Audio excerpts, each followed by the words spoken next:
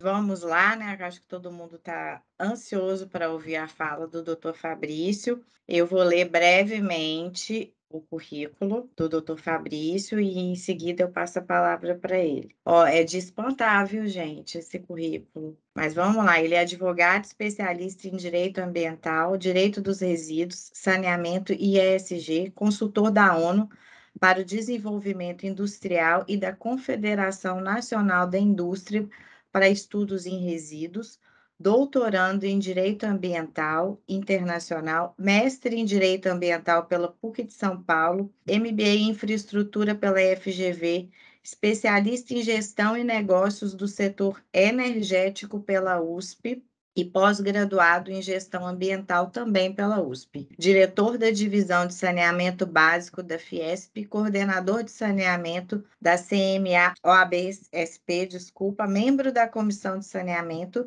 do Conselho Federal da OAB e do Conselho de Recursos Hídricos de São Paulo. Autor do livro Direito dos Resíduos, Jurisprudência, organizador do Código dos Resíduos, coautor do livro Gestão de Resíduos Sólidos, o que diz a lei, membro da Rede de Ação Política pela Sustentabilidade, conselheiro de avaliação de leis do ranking dos políticos, conselheiro da Rede Empresarial Brasileira de Aviação de Ciclo da Vida, membro da Associação de Professores de Direito Ambiental do Brasil e da União Brasileira de Advogados Ambientalistas. E doutor Fabrício vai falar um pouquinho para a gente hoje sobre essa questão do consumo consciente, da responsabilidade compartilhada na logística reversa, maquiando o consumo consciente com greenwash. Então, doutor Fabrício, mais uma vez eu agradeço ao senhor pela presença e passo a palavra para a exposição. Bom, uma boa tarde a todos. Inicialmente aqui os agradecimentos à casa, ao Ministério Público do Estado do Espírito Santo. É um privilégio, uma honra estar aqui com vocês, doutor Hermes, doutor Marcelo, doutor Alexandre, doutora Vanessa e todo o time aqui, um cumprimento especial a todo o time das equipes do CAOA e do CADC aqui nas pessoas do Marcel, Juliane e Danusa. Então, um agradecimento especial a todos, a acolhida. Fico muito honrado aqui de vir dividir um pouco do que a gente tem vivenciado nessa discussão. Adorei a fake news, doutor Hermes, já procurei um link aqui, já peguei a mensagem, já botei aqui para não fugir, para que acho que sensacional, que acho que é isso mesmo. Eu acho que o greenwash é a fake news hoje, e acho que esse cuidado, eu acho que nada melhor uma instituição do quilate do Ministério Público, e que eu fico muito honrado, de fato, de acompanhar referências como os senhores, como a senhora, profissionais, entre outros membros do Ministério Público, que nutro profunda admiração, né, como o doutor Alexandre Gaio, o doutor Barreto, o doutor Ivan, o doutor Luciano, entre outros promotores e promotoras e procuradores e procuradoras desse país, que fazem um trabalho espetacular na tutela do interesse coletivo. E aqui eu tenho o desafio de trazer um pouco uma abordagem e na linha, acho que a doutora Vanessa colocou, algumas reflexões para a gente pensar o tema. Eu vou passar dentro da minha apresentação um pouco todo o contexto. Eu vou falar um pouco rapidamente do consumo, entrando pela política de resíduos, tratando da responsabilidade compartilhada, a atribuição dos consumidores, e tem uma parte específica que a gente chama dos claims, ou das questões que hoje os casos de greenwash que nós temos no Brasil. Então, eu vou dividir com vocês casos concretos que estão sendo avaliados no CONAR, outros que já foram julgados. Então, para trazer como é que esse tema, a sensibilidade desse tema hoje no Brasil, com casos práticos, concretos, e os cuidados que nós precisamos ter aqui junto aos consumidores. Então, eu vou abordar e vou trazer também uma passagem importante, né, do Planares, que é o Plano Nacional de Resíduos, que traz uma abordagem muito particular também sobre o consumo consciente, entre outras metas.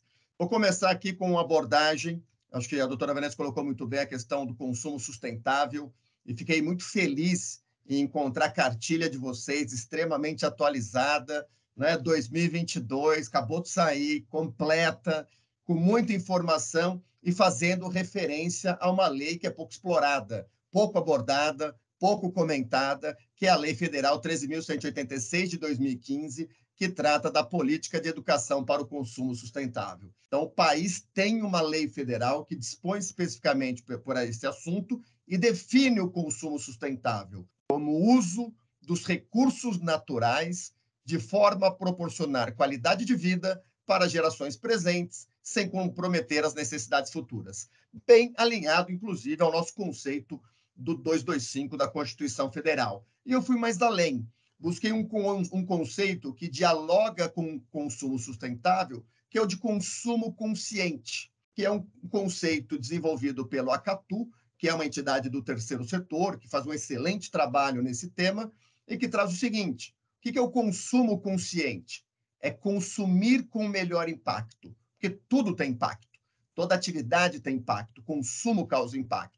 Consumir diferente, sem excessos ou desperdícios, para que haja o suficiente para todos, para sempre. Acho que isso, inclusive, é alinhado com o exemplo que a doutora Vanessa trouxe, o exemplo aqui do consumismo, do que a gente consome, às vezes, de forma desmedida ou desnecessária.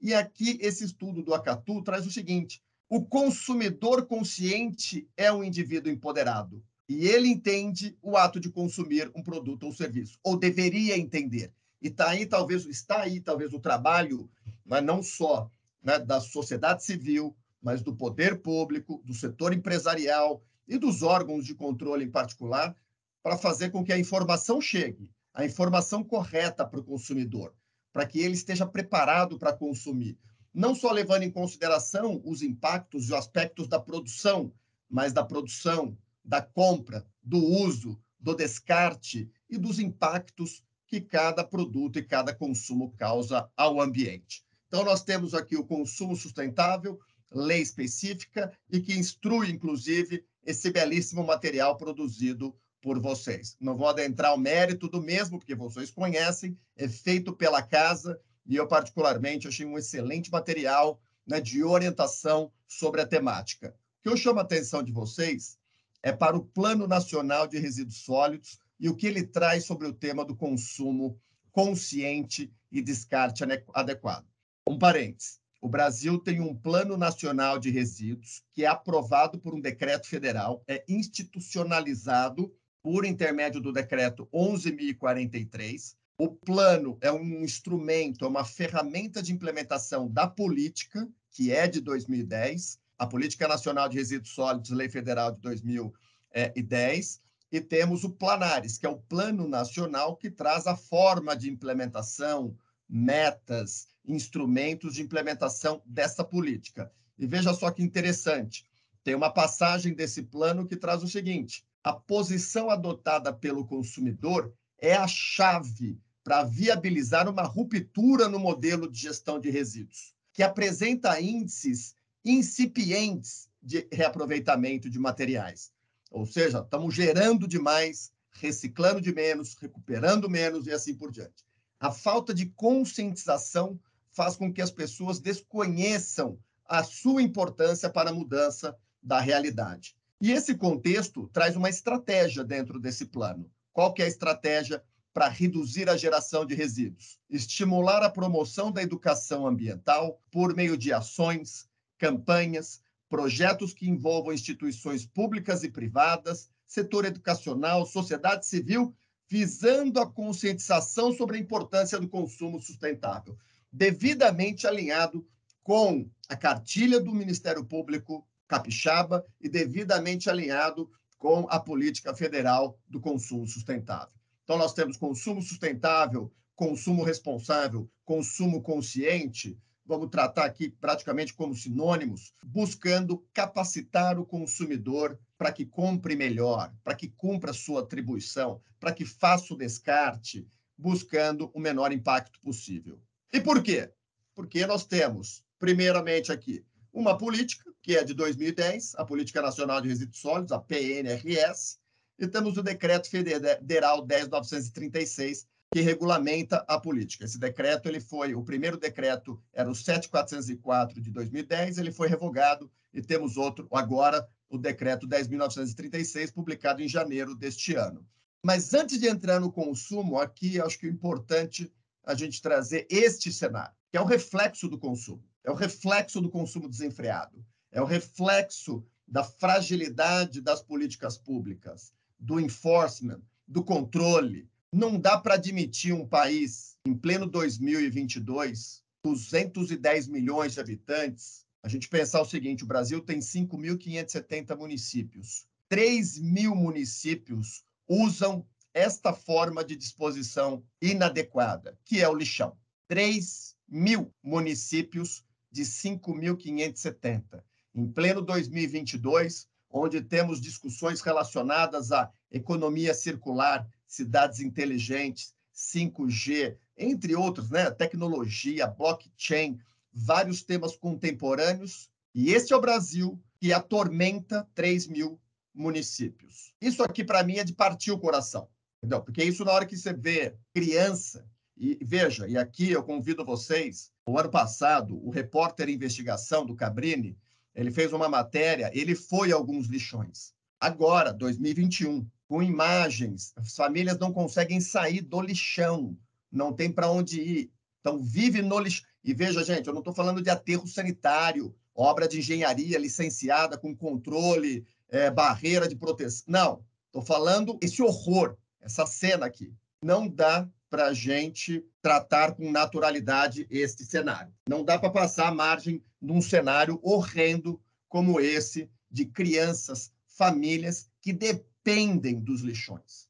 Então, aí eu trago, para começar o tema, né, o prazo para a eliminação dos lixões. Eu sempre faço questão de comentar isso, eu falo muito, né, inclusive com os prefeitos, cada vez menos, né, porque eles não gostam de ouvir, né, porque eu vou direto ao ponto, na ferida, porque é o seguinte, o prazo do lixão, vamos, convenhamos, está sendo administrado, mas a rigor, ao fim e ao cabo, é desde a década de 50 que não se admite, desde o Código Sanitário da década de 50 que não se admite lixão. Se eu for um pouco mais, seja mais realista, Política Nacional de Meio Ambiente, 81, Constituição Federal de 88, Decreto, Lei de Crimes Ambientais de 98, Decreto de Infrações Ambientais de 2008, Política Nacional de Resíduos Sólidos de 2010. Poxa, espera aí, instrumento jurídico nós temos. Então, aqui, o novo marco do saneamento, que alterou a Política Nacional de Resíduos Sólidos, trouxe um novo prazo para a disposição final dos rejeitos, que é o encaminhamento para aterros sanitários. O prazo, que era 2014, foi para 31 de dezembro de 2020. Exceto, admite-se que esse prazo de dezembro de 20 possa ir até 24, a depender do tamanho do município, do porte do município, e se o município tem plano municipal de gestão integrada, e se tem mecanismo de cobrança, que assegure a sustentabilidade econômica financeira. Então, são dois pontos fundamentais. Vou explicar. É o seguinte, o município tem que ter plano, que é o instrumento para viabilizar a gestão e o gerenciamento de resíduo. O quanto gera, para onde vai, quem são os geradores, forma de cobrança. Quer dizer, eu tenho um plano como instrumento para viabilizar a política pública de limpeza urbana e manejo de resíduos sólidos. Então, obrigação o município ter o plano, já lá desde 2012. O segundo, que é uma novidade expressa agora no novo marco do saneamento e que também teve impacto direto na Política Nacional de Resíduos, é um mecanismo de cobrança que assegure sustentabilidade econômica financeira. Ou seja, não é o município que gera resíduo. Quem gera resíduo é o gerador, é o usuário, somos nós. O município administra, gerencia, mas quem gera somos nós. Da mesma forma que nós, enquanto usuários do serviço de água e esgoto, pagamos, usuário do serviço de telefonia, de TV a cabo, iluminação, é o usuário do serviço de manejo de resíduos sólidos. E, por consequência, devemos, na qualidade de geradores, arcar com esse custo, observado naturalmente as cobranças de caráter social, certo? De quem não tem condições de arcar, como já acontece na água e no esgoto. Mas é fundamental que os municípios institucionalizem a cobrança. Tem uma questão política. Aqui eu estou falando de cobrar taxa via município ou tarifa via privado. Se o município, portanto, tem plano e tem mecanismo de cobrança, ele tem o prazo até no máximo 2024, os municípios com população inferior a 50 mil habitantes. Seguindo aqui, essa fotografia, Plano Nacional de Resíduos Sólidos, o Planares, que eu comentei com vocês, que é o decreto 11.043, ele traz os dados, confirmam que exatamente o dado que eu estou comentando com vocês. Aterro sanitário, que é disposição final ambientalmente adequado, está na primeira linha. Nós temos no Brasil 2.569 municípios encaminhando os seus resíduos e rejeitos para aterros sanitários, enquanto temos 3.001 municípios de 5.570 fazendo a disposição inadequada em lixões e aterros controlados. Apenas para colocar todo mundo num nível de nivelamento de informação, aterro sanitário, obra de engenharia, devidamente licenciado pelo órgão de controle, com sistema de proteção, manta de proteção do solo, para não contaminar solo, água, proteção, barreira vegetal, balanço, é obra de engenharia, licenciado pelo órgão de controle. Lixão, só aqui, tá? Não tem nada, é buraco e o material. Aterro controlado, que é disposição inadequada também. Popularmente, eu denomino de lixão melhorado. Não é um aterro sanitário, não será. Ele passa a usar uma manta para controlar a contaminação do solo, mas é disposição inadequada nos termos da legislação vigente. Isso para contextualizar o principal conceito, na minha opinião, da Política Nacional de Resíduos Sólidos, que é a responsabilidade compartilhada pelo ciclo de vida do produto. Esse conceito de responsabilidade compartilhada pelo ciclo de vida do produto, em síntese, ele determina que cada agente, poder público, que é o titular do serviço, consumidor e o setor empresarial, representado por fabricantes, importadores, distribuidores, comerciantes, tem atribuições que são individualizadas dos mesmos para mitigar, minimizar o impacto do produto e do resíduo no meio ambiente. Então, cada um tem que cumprir com a sua atribuição. Como? Então, aí eu vou pegar o exemplo do município. O que é a atribuição do município no âmbito da responsabilidade compartilhada pelo ciclo de vida do produto? Implementar sistema de coleta seletiva, implementar compostagem, entre outras atribuições do poder público, em linha com o conceito de limpeza urbana e manejo de resíduos sólidos, tanto da Política Nacional de Resíduos como da Lei de Saneamento. E o que compete ao consumidor? Participar desses sistemas, tanto do sistema de coleta seletiva, fazendo a separação e o descarte, como da logística reversa, fazendo a entrega do produto após o uso. E aí eu vou entrar especificamente nas atribuições do setor privado empresarial. E aqui eu estou falando fabricantes, importadores, distribuidores e comerciantes. No bojo dessa responsabilidade compartilhada pelo ciclo de vida dos produtos, o setor empresarial deve, primeiro, investir na melhoria dos produtos para que gerem a menor quantidade de resíduos, para que sejam aptos à reutilização, à reciclagem. Aqui eu vou dar um exemplo para vocês. Produtos hoje que são concentrados, os produtos que têm retornável, produtos que usam resina reciclada nas embalagens, já é uma sinalização do investimento do setor privado empresarial neste item. Ressaltando, este tema não é regulado no Brasil, tá? Nós não regulamentamos produto no Brasil. Regulamentamos, temos uma legislação de resíduos, né, do pós-consumo do descartado, mas não de produto ainda. Item 2, também aqui foi muito bem abordado pela doutora Vanessa. Divulgar informações sobre como evitar, reciclar e eliminar os resíduos. Veja, na minha opinião, modesta opinião, não adianta só botar um selinho, um pontinho de reciclável na embalagem. Não comunica, veja, não informa. Aqui nós precisamos de uma ação coordenada. E aí são ações coordenadas que vão desde educação ambiental, dever do Estado, educação ambiental não formal, ações de comunicação, sensibilização, campanhas, tudo se soma, né? Agora é importante que todos façam. E o terceiro, que é recolher, viabilizar o retorno dos produtos após o uso e assegurar a destinação final, que é conhecido por logística reversa. E aqui eu vou entrar especificamente no tema logística reversa. O que compreende logística reversa? Para depois a gente falar, só para vocês terem no radar, né, no contexto, é objeto de logística reversa pilhas e baterias, pneus, lâmpadas, eletrônicos, embalagem de agroquímicos, entre outros. Tá? Depois a gente vai ver exatamente. E o que é logística reversa fundamentalmente? Importa em duas obrigações. Aqui são essas duas obrigações. A obrigação do retorno, da devolução, da entrega, do recebimento ou da coleta. Então, é a obrigação de viabilizar o retorno do produto após o uso. Então, eu usei o computador, eu comprei um produto em embalagem, eu usei lâmpada, eu usei a bateria. Então, a primeira obrigação é de devolução, de entrega ou de o sistema receber, e a segunda obrigação é de assegurar a destinação final ambientalmente adequada, que pode ser o tratamento, a reciclagem, o re-refino, entre outras formas de destinação final ambientalmente adequada. Então, quando eu estou falando de logística reversa, fundamentalmente ela compreende essas duas obrigações: retorno, devolução, entrega e destinação final ambientalmente adequada. Nesse sentido, estão sujeitos à logística reversa, como eu comentei, as embalagens de agroquímicos, isso aqui está mais na área rural, na zona rural, no campo, pilhas e baterias, pneus, os óleos lubrificantes, as lâmpadas fluorescentes e os eletroeletrônicos. Ah, mas Fabrício, são só esses produtos? Não.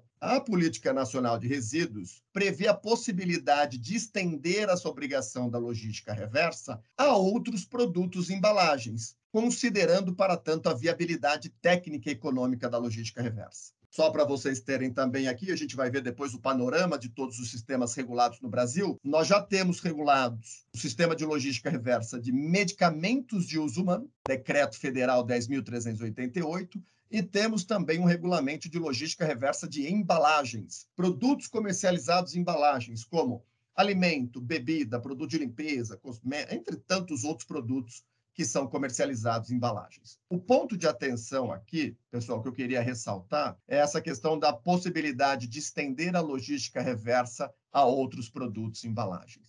Isso eu falo para a gente sempre refletir sobre o que é o Brasil. Eu faço sempre essa ponderação do cuidado quando a gente usa os exemplos comparados, especialmente europeus, para temas como este. Em particular, por quê? Você tem uma base cultural, educacional, que não se compara, né? Em termos de base, de ensino, informação. E um outro ponto que não tem comparação é esse. Logística reversa, o que é? É transportar resíduo, transportar o material descartado, transportar voltando, transportar a embalagem de agroquímico, pilha e bateria, lâmpadas, eletroeletrônicos, transportar em território nacional para assegurar a destinação final ambientalmente adequada. E olha o desafio da viabilidade técnica e econômica. Por que eu coloquei isso? Vejam só, o Brasil tem 13 vezes o território da França e 3 vezes a sua população. Olha Portugal. O Brasil tem 100 vezes o território de Portugal, extensão territorial, e tem 21 vezes a sua população. Vou pegar aqui outro exemplo, Suécia, que é muito conhecido. O Brasil tem 20 vezes o tamanho da Suécia em território e 23 vezes a sua população. Mas, Fabrício, onde você quer chegar? Eu quero chegar que nós precisamos, nós aqui falando, quem está militando, estudando, trabalhando nessa agenda, nós temos que olhar que, veja, logística reversa é um custo que vai recair no produto. É um custo que a gente repassa para o consumidor, né, que o fabricante, importador, distribuidor e comerciante, ele repassa para o consumidor, que somos nós. Ao fim e ao cabo, nós que pagamos. Nós que consumimos os produtos. Então, temos que tomar aqui uma certa cautela do que nós estamos preparados. Por exemplo, eu tenho um querido amigo, professor, que fala muito da Holanda, que ele estudou na Holanda, né, este tema em particular. Mas veja só, o Brasil tem 200 vezes, cabem 200 Holandas no Brasil. 200 Holanda cabem aqui no território brasileiro, com 12 vezes a sua população. Então, essa é uma reflexão que a gente tem que ter quando trata da viabilidade técnica e econômica, que a gente, lógico, sempre quer viabilizar mais, ter mais sistemas de logística, ampliar o escopo, trazer novos produtos, só que nós temos que olhar onde a gente consegue, de que maneira a gente consegue ampliar. E aí eu trago como referência o que a gente olhou. A gente há 70 anos tenta fechar lixões no Brasil e em pleno 2022 nós temos 3.000 dos 5.570 municípios ainda usando lixões. Isso para trazer para vocês que no âmbito da implementação da logística reversa, eu acho que aqui também foi comentado, talvez pelo Dr. Marcelo, aqui nós temos atribuições, nós temos o Código de Defesa do Consumidor, né, com o rol de direitos, e a gente pouco aborda, acho que a doutora Vanessa trouxe isso, as obrigações, os deveres dos consumidores. E a Lei Federal 12.305, que é a Política Nacional de Resíduos, traz expressamente as atribuições individualizadas e encadeadas para viabilizar a logística reversa. Começando pelos consumidores, pelos usuários dos produtos, que devem efetuar a devolução aos comerciantes e distribuidores. Estes, por sua vez, devem efetuar a devolução do material devolvido do resíduo, do produto descartado, aos fabricantes importadores. E compete aos fabricantes importadores assegurar a destinação final ambientalmente adequada. Então, aqui nós temos um contexto de atribuições impostas pela Lei Federal 12.305 e temos cada um dos agentes, consumidores e o setor empresarial, fundamentalmente. Deixando claro que aqui não tem faculdade, não é um poder, pode devolver, pode entregar, não, é deve. É o que está na 12.305. E de que forma implementa a logística reversa, Fabrício? Fundamentalmente, a logística pode ser implementada. E o que eu particularmente defendo, advogo e faço questão de ressaltar, que são as parcerias e ações de cooperação com as entidades de catadoras e catadores de materiais recicláveis. Para mim, é fundamental que o sistema de logística reversa, fundamentalmente de embalagens, perpasse pelas cooperativas e associações de catadores de materiais recicláveis. E isso pelo simples motivo da fotografia social do Brasil. Nós precisamos ter um olhar particular, temos que prestigiar que o investimento seja encaminhado para as cooperativas, reforma de galpão, piso, banheiro, equipamento, transpaletedeira, bag, EPI, para que eles tenham dignidade no exercício profissional que realizam na separação ou na catação dos materiais. Então, uma das formas de implementar a logística reversa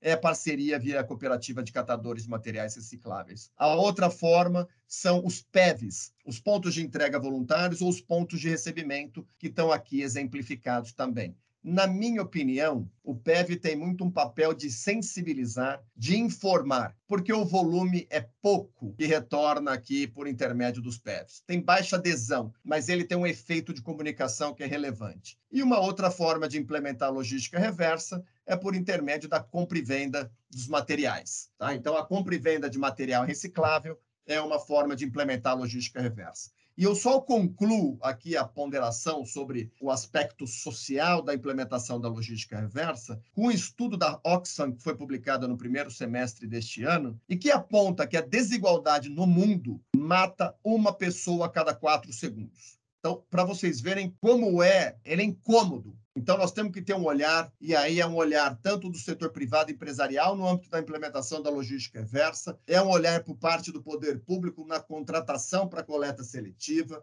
de maneira a gente assegurar uma melhora da qualidade de vida dessas pessoas. Eu acompanho programas de logística reversa, como, por exemplo, o De A Mão para o Futuro, que é do setor de cosmético e perfumaria. Tem programas, tem cooperativas, cooperados, que ganhavam R$500, R$600 quando o programa iniciou, e depois de um período, esses profissionais, catadores e catadoras, os associados, tendo remuneração de R$1.300, R$1.500, até R$1.700, o que é muito dignificante. Agora, tudo bem, Fabrício, entendi as atribuições, entendi as medidas que podem ser implementadas, o como, quantos pontos de entrega, quais municípios, quais estados, lembrando que a implementação da logística reversa ela é gradual e progressiva. O detalhamento dessa forma de implementar, do como implementar a logística reversa, ela pode ser imposta ou negociada. Quando eu estou tratando da regulamentação imposta, aqui é fundamentalmente decreto do Poder Executivo, em âmbito federal. Decreto do Presidente da República, que institucionaliza a logística reversa. Ah, Fabrício, mas por que você colocou lei e resoluções do CONAMA? Porque essas são anteriores à Política Nacional de Resíduos, que a gente já vai ver logo à frente. Então, eu tenho a forma imposta, lembrando que, ainda que imposta, ela está submetida à consulta pública antes de ser publicada, então tem todo um processo de transparência para veicular essa norma, que regulamenta a logística reversa, e temos a forma negociada, o instrumento negociado, que é o acordo setorial ou termo de compromisso, que são contratos. Tá? E aqui é o termo de compromisso específico da Política Nacional de Resíduos, não um instrumento da lei de ACP. Então, é um instrumento que regulamenta a forma de implementação do sistema de logística reversa. Agora, inclusive, o meu trabalho de mestrado foi com base no acordo setorial, e aqui dividindo uma percepção. Tanto o acordo como o termo de compromisso, eu entendo que eles são ótimos para o start do processo. Eu acho que isso é parte de um momento de negociação, de consenso, de harmonia na implementação, só que chega a dado momento que tenho entendido pela prática que é melhor que venha um regulamento, e aí leia-se um decreto, especialmente para assegurar isonomia com que todos cumpram a logística reversa. Vou dar um exemplo aqui muito simples. Nós temos o acordo setorial hoje de embalagens, dos produtos comercializados em embalagens. Esse acordo foi firmado em 2015. Um grupo de empresas assinou e um outro grupo de empresas não assinou. Qual que foi o problema? Quem assinou cumpre a regra da logística reversa e quem não assinou o acordo ficou no limbo. E aí, um pacto, né, o princípio básico, o direito contratual, não assinei, tem obrigação na lei, mas o como, eu não estou sujeito ao como porque eu não assinei o decreto. Então, nós enfrentamos um problema, nós no setor aí que eu falo, fabricantes, importadores, distribuidores, comerciantes, de isonomia, porque quem cumpriu, quem estava assinando, quem assinou, estava cumprindo a logística, e quem não assinou não era sequer conhecido, tampouco fiscalizado. Por isso, eu entendo que o amadurecimento da regulação resulta num decreto federal. E aqui uma fotografia para que a gente tenha clareza do que já está regulado no Brasil. Desde a década de 90, nós temos logística reversa regulamentada em território nacional. Começando pela logística lá na década de 90, logística reversa de óleos lubrificantes por resolução do CONAMA, pilhas e baterias, pneus, agroquímicos, embalagens de agroquímicos no meados de 2000 e 2001, entre outros. Após a Política Nacional de Resíduos, nós temos desta fotografia, pós-2010. Nós temos uma última resolução do CONAMA dispondo sobre logística reversa, que é a de óleo lubrificante, mas depois tivemos, eu vou dar destaque apenas para alguns, tá? Em 2014, o Acordo Setorial de Lâmpadas Fluorescentes. 2015, o Acordo Setorial de Embalagens em geral, o termo de compromisso em 2018 para embalagem de aço. Mas, Fabrício, por que embalagem tem embalagens em geral, acordo e termo de compromisso? O termo de compromisso é quando o setor quer assumir talvez uma meta mais audaciosa, é um setor mais organizado. Um exemplo aqui é que a meta da logística reversa de embalagens em geral é 22%. Ou seja, eu coloco 10 toneladas de embalagem no mercado, de produto embalado, e eu tenho que retirar 2,2. Tem que assegurar a reciclagem de 2,2. No caso das embalagens de aço, a meta é 28%. Por isso que se justifica a assinatura do termo de compromisso. Além aqui, passando para 2019,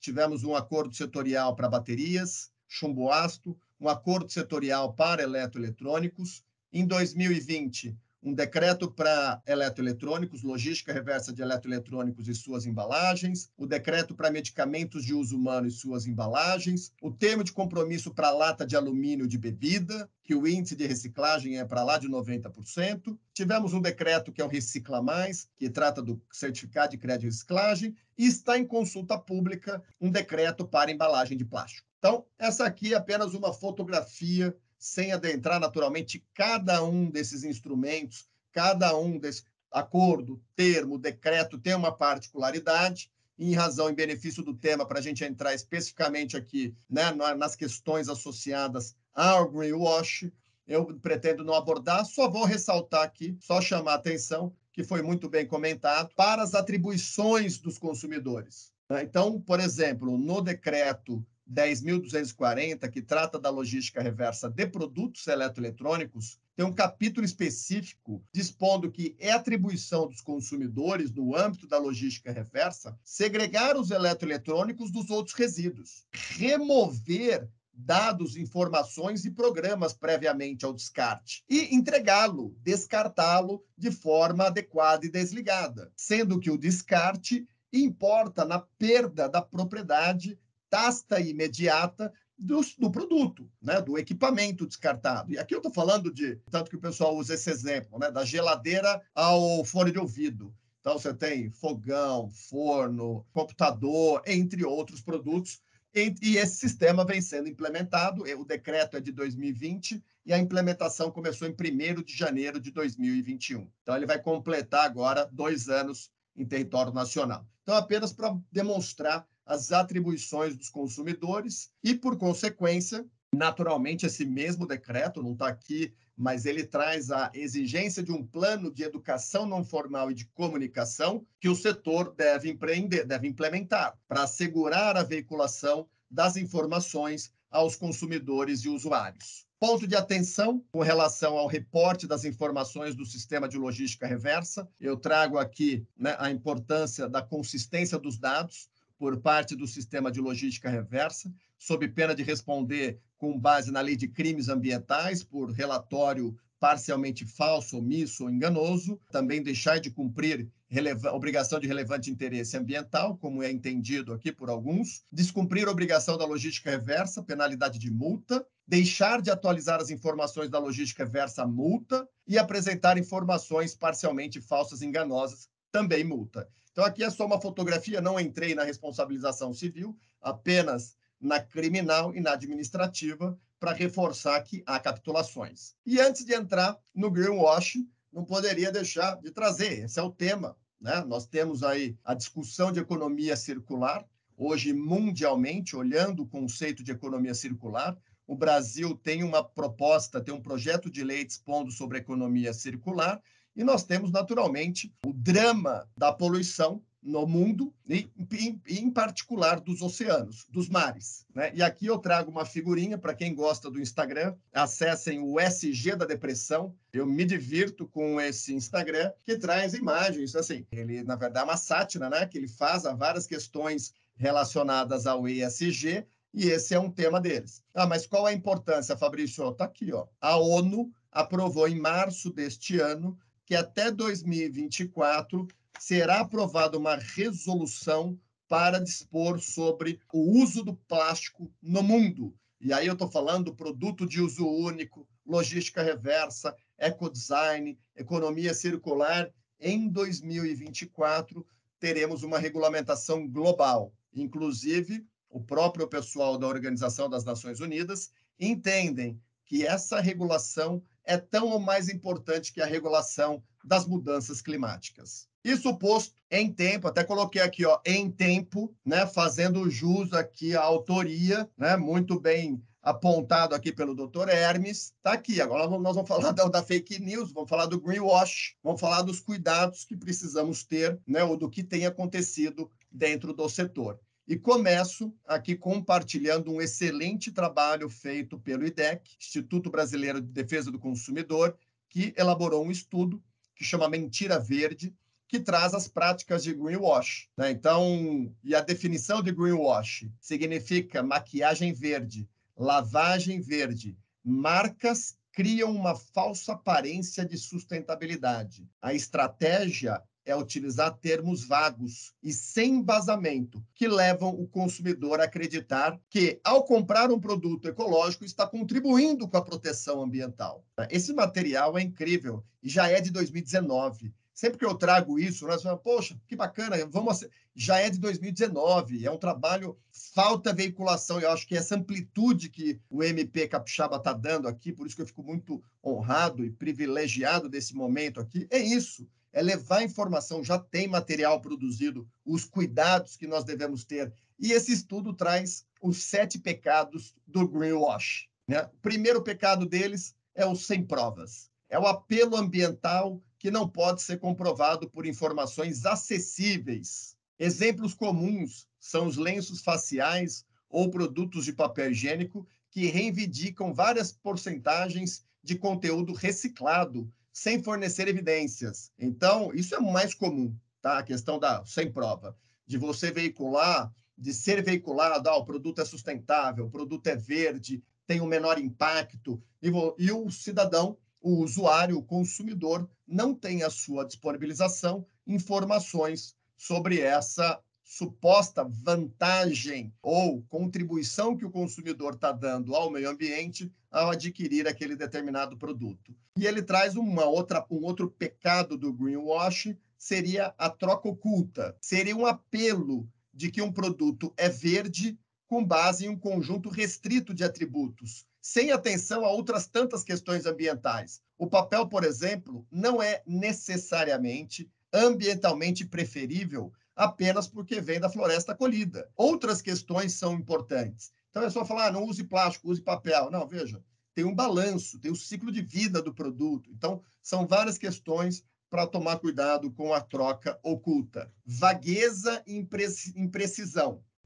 Tá aqui, né? O exemplo aqui, ó. O apelo tão mal definido ou amplo que o seu significado real é o mal entendido pelo consumidor. Todo natural é um exemplo, né? Aí ele cita, né? O arsênio, o urânio, mercúrio, são todos naturais. Então, não significa por ser natural é necessariamente verde. Então, são os cuidados da vagueza e da imprecisão. Um outro pecado é a irrelevância. Esse aqui eu gosto, porque esse é o mais... Esse você fala assim, não é possível. A que ponto chega? O apelo ambiental pode até ser verdadeiro, mas não tem relevância nenhuma. Veja só, fala aqui, ó, CFC free, né? Ou seja, não tem clorofluorocarbônico. Ok, o CFC já é proibido. É obrigação não ter CFC. Mas qualquer vantagem é irrelevante a informação trazida ou levada até o consumidor. E aqui são exemplos que são trazidos nesse material elaborado pelo IDEC, aqui de alegações vagas ou imprecisas. Aí eu gostei porque ele traz exemplos. Ó, você já deve ter encontrado alegações tipo, por exemplo, amigo do meio ambiente, amigo da terra, earth friendly, sustentável, eco-friendly, ecológico, eco, planeta mais verde, cuidado com a natureza e assim por diante. Essas alegações são proibidas pelo CDC, pois não expressam informação de forma clara e adequada, podendo levar o consumidor ao erro. E aqui ele traz um exemplo, a figura 2 aqui anuncia um sustentável, que é vago por si só, saco de lixo sustentável. Bom, e aí? Por quê? Aonde? Qual lastro? Qual informação? O segundo está aqui, ó. O produto, o frasco do produto tem um selo carinho com o meio ambiente, não deixando claro que essa afirmação diz respeito. Alegações irrelevantes, que é o exemplo que a gente acabou de falar do CFC, né? São alegações que, veja, não contém CFC, inofensiva camada de ozônio, amigo da... É proibido, ponto. Então, quer dizer, é irrelevante esse tipo de informação para fins do consumidor. E mais os últimos 3 pecados do greenwash. Menor de 2 males, o apelo que pode até ser verdade dentro da categoria do produto, mas isso pode distrair o consumidor sobre os impactos ambientais maiores. Por exemplo, cigarros orgânicos poderiam ser um exemplo desse pecado, assim como um veículo utilitário esportivo de baixo consumo de combustível. Lorota, reivindicações ambientais que são simplesmente falsas. E adorando falsos rótulos, produtos que, por meio de palavras ou imagem, dá a impressão de endosso de terceiro que não existe. Em outras palavras, etiqueta falsa. E aqui é um resumo desse estudo feito pelo IDEC. Eles avaliaram aqui mais de 500 produtos, dos quais aproximadamente 48% apontaram ali que está enquadrado como um dos pecados do greenwash. Então, aí eles dividem por categoria. O que mais aqui, o maior pecado é o sem prova, irrelevância, vagueza, falsos rótulos, lorota. E como mitigar isso? O IDEC traz que, primeiro, fuja de alegações vagas, né? Mas aí como é que a gente informa o consumidor? Né? Como é que a gente prepara ele para ter esse cuidado? Como é que ele tem acesso a essas informações? Eu acho que esse é um ponto muito relevante. Então, ele coloca aqui, o IDEC traz: não confie nos produtos que falam sustentável, ecológico, amigo do meio ambiente. Então, como é que a gente trabalha? Como é que a gente trata isso? Como é que a gente evita? Aí, o outro aqui, ó, parece um selo, mas não é. É comum encontrar imagens, desenhos que parecem um selo, mas, na verdade, é um marketing, é a estratégia da empresa. Então, pesquise, desconfie, vai atrás. Tá? Esse é o estudo do IDEC. E aqui eu trago para vocês, nessa questão do selo, inclusive, tem um muito aparecido nas questões ambientais, eu vou compartilhar com vocês, é um caso, e aí eu vou trazer, na verdade, aqui, né, a referência, porque foi veiculado no Instagram de uma influencer, chama Anne Catadora, ela faz um excelente trabalho, e ela trouxe aqui, ó, você está sendo, olha só, isso aqui na área de logística reversa, você está sendo enganado. Como funciona a compensação ambiental? Ela fala aqui da questão do certificado de crédito e reciclagem, da compra e venda de nota fiscal. Aí está aqui, ó, o golpe está aí, cai quem quer. Né? Então, como o nome já diz, a compensação. Aqui tem um detalhe que não vou entrar no caso concreto, mas só para mostrar que isso repercute. Né? O mal feito tem repercutido. Então, esse é um ponto para a gente atentar. E depois tem aqui 2 links também, quem tiver interesse, depois eu compartilho oportunamente. Aqui é um material que estava no Instagram e eu separei, mas para a gente ter aqui uma referência, especialmente da questão do selo, da comunicação via selo e o cuidado que devemos ter. Agora, vejam só, a gente, no direito, especialmente aqui envolvendo propriedade intelectual, consumidor, meio ambiente, se fala muito em claims de sustentabilidade. As empresas trabalham com isso dia e noite.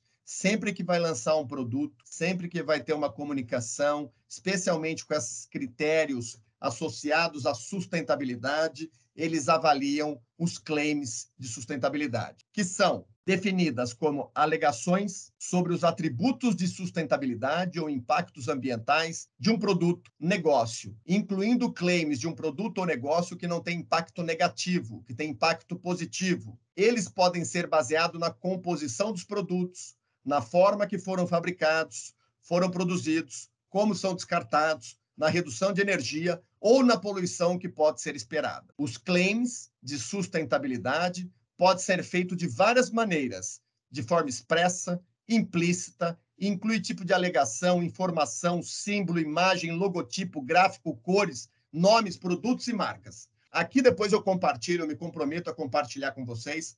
É um estudo que acabou de ser publicado, eu vou trazer aqui mais à frente, chama Guia Global sobre Claims de Sustentabilidade em Marketing e Comunicação, que perpassa esse tema dos claims que, no Brasil, a gente associa diretamente ao Código Brasileiro de Autorregulamentação Publicitária. Lembrando que todo anúncio deve ser respeitador e conformar-se com as leis do país. Deve ainda ser honesto e verdadeiro. Deve ter o devido senso de responsabilidade social. O principal objetivo do Código Brasileiro de Autorregulamentação Publicitária é a regulamentação das normas éticas aplicadas à publicidade e propaganda, assim entendidas como atividades destinadas a estimular o consumo de bens e serviços, bem como promover instituições, conceitos ou ideias. E também traz as suas penalidades, o Código Brasileiro. Quem cuida da regulação, quem avalia o que está ou não, o que se excede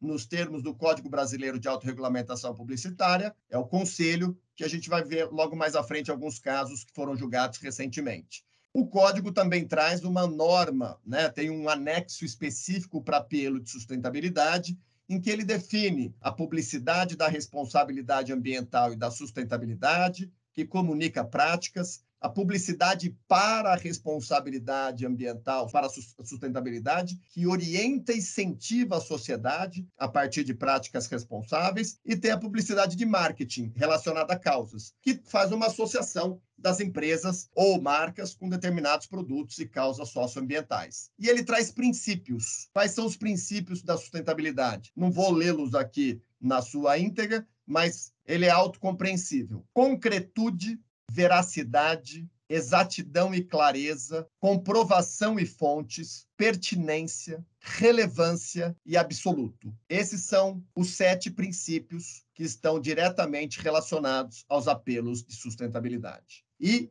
de forma recorrente, isso é submetido ao CONAR, levantando que, ou sendo suscitado que esses princípios não são atendidos. E aqui eu vou trazer alguns exemplos para vocês de representações, de decisões, como por exemplo aqui, ó. Foi representado ao CONAR, Conselho Nacional de Autorregulamentação Publicitária, uma determinada empresa, por considerar que não foram amplamente justificadas alegações de sustentabilidade.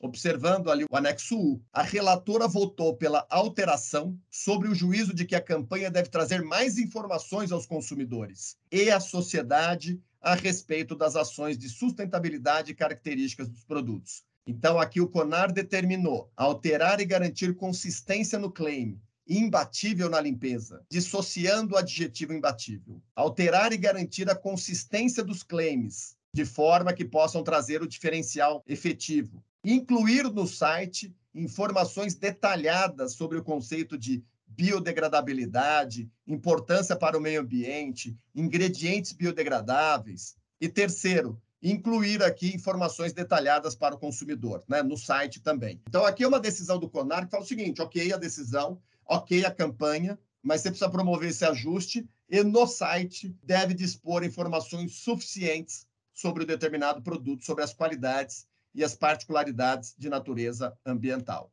Outro exemplo, carbono negativo. Um anúncio em redes sociais de uma empresa atraiu a reclamação de um consumidor que questionou a veracidade de que a empresa seria carbono negativo, porque ela possui um saldo de emissões não compensadas, decorrente dos combustíveis fósseis. Considera que o anúncio explicativo sobre os conceitos de carbono neutro e carbono negativo, e que os dados repassados são verdadeiros. Aí o que decidiu o CONAR? Em relação ao primeiro questionamento, considera que o anúncio pode ser interpretado pelo consumidor médio como se as ações adotadas para ser uma empresa carbono negativo pudessem representar uma vantagem absoluta frente ao mercado, uma evidência suficiente da sustentabilidade geral da empresa, o que torna somente esta parte do claim passível de alteração. Então, ele propôs uma alteração quando a empresa falou que era carbono negativo, atrelando a si o posicionamento que ela geraria um menor impacto, e o CONAR determinou a revisão. Outra decisão do CONAR, que também propôs alteração, aqui era água mineral, a única água 100% ecológica. Afirmar que a água é mais sustentável que as demais e que seja a única 100% ecológica é um erro e um desrespeito ao consumidor, se utilizando de apelo ambiental absoluto, pois não existem compensações plenas que anulem os impactos socioambientais produzidos pelas empresas, escreveu a relatora. Esse é um outro tema muito conhecido que foi parar no CONAR, e se vocês observarem aqui, ó, do lado esquerdo, está aqui, ó, produto 100% ecológico, não acumula bactérias. E aí, esse é o primeiro. Depois que foi submetido ao CONAR, muito mais higiênico, não acumula, manteve o eco, né, mas mudou o 100% ecológico, que de certa forma poderia induzir, ou orientar, ou transmitir uma informação equivocada ao consumidor. E aqui é o Guia Global, que eu vou depois compartilhar com vocês. Olha, é de agora, é de agosto de 2022. Foi elaborado pela Associação Brasileira de Anunciantes, pelo Conselho Nacional de Autorregulamentação Publicitária e pela World Federation of Advisors, que é o Guia Global sobre Claims de Sustentabilidade em Marketing e Comunicação. Então, é um material interessante que traz os princípios globais de sustentabilidade baseado nas melhores práticas internacionais. Então, veja só, princípio 1. Os claims não devem ser suscetíveis de induzirem erro e seus embasamentos devem ser claros. Segundo princípio, os anunciantes devem, para todos os seus claims, possuir evidências robustas que possam ser consideradas objetivas e passíveis de comprovação. Princípio 3. As ações em marketing e comunicação não devem omitir informações relevantes. Quando o tempo ou o espaço forem limitados, os anunciantes devem usar meios alternativos para disponibilizar informações qualificadas. O exemplo dos sites, tá? Princípio 4. Os claims de sustentabilidade genéricos devem ter seu fundamento no ciclo de vida completo do produto ou negócio, a menos que o anúncio afirme de maneira distinta e deixe claros os limites do ciclo de vida. Últimos princípios. Princípio 5. Os produtos comparados confrontados em publicidade comparativa deverão atender às mesmas necessidades ou se destinar ao mesmo objetivo. A base para a comparação deve ser clara, para permitir ao público tomar uma decisão informada sobre os produtos comparados, informada e consciente. E, finalmente, o princípio 6, os anunciantes e profissionais de marketing devem incluir todas as informações relacionadas ao impacto ambiental dos produtos que sejam exigidas por lei, órgãos reguladores ou códigos dos quais são signatários. E aqui, caminhando para a conclusão, nós temos mais 3 casos concretos para encerrar aqui o nosso bate-papo e abrir para o diálogo. O primeiro aqui, ó, protege o planeta, uso de expressão genérica e o cumprimento da legislação. Na representação para o CONAR foi examinado esse anúncio de um produto eletrônico com apelo de sustentabilidade. Não agride a camada de ozônio, utiliza gás tal. Em conformidade com as recomendações do CONAR, o CONAR pediu comprovações.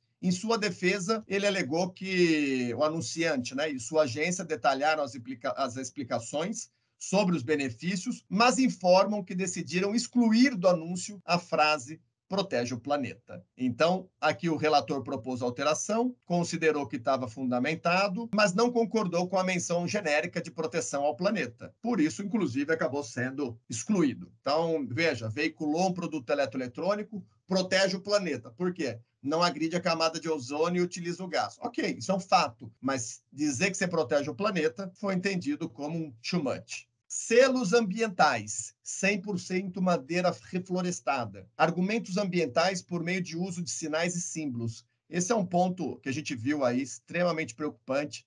Temos que deixar no radar, temos que acompanhar. Nesse caso, nessa representação, foi analisado o questionamento sobre a posição de selo sobre um atributo ambiental, sem referir fonte, certificação, tendo sido alegado pelo anunciante que o referido sinal constituiria informação baseada em dados internos. No entanto, O CONAR considerou que o sinal em questão resultou em caracterização como selo ambiental na publicidade, de modo a requerer análise baseada em metodologia reconhecida. Aí, nesse fato, foi recomendada a alteração, excluída tal menção, tal selo, foi recomendado a exclusão. Acho que esse aqui é o último. Marca com consumo consciente. Uso de termos genéricos e disponibilização de informações completas. Aqui é outra. A direção do CONAR propôs uma representação de um anúncio em que tinha a afirmação: consumo consciente. Só quem tem compromisso com sustentabilidade tem essas ofertas. Nesse caso, segundo as normas do CONAR, os apelos de sustentabilidade devem ter relação com veracidade,